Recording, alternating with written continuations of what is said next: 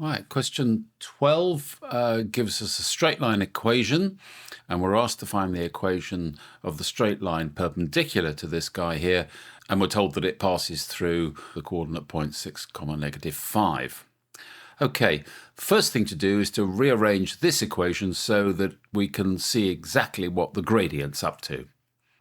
So if we divide through by 2, we will make y the subject. And therefore we get y is equal to 3 over 2x minus 7 over 2, which means the gradient of this line is equal to 3 over 2. So the gradient of the perpendicular line is the negative reciprocal of this gradient, which is negative 2 over 3. So our new line is y is equal to minus 2 over 3x plus c. And all we've got to do is find the value of c.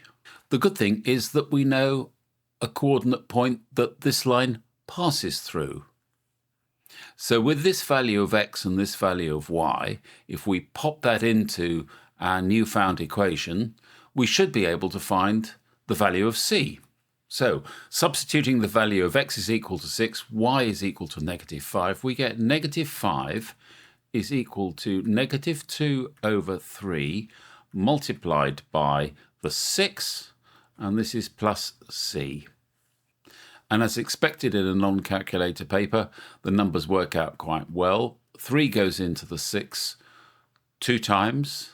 This is -4, which, hopping onto the other side, becomes positive, so c is equal to -1.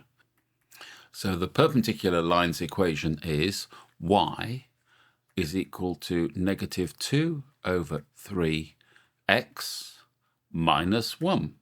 And that, you'll find, is the answer.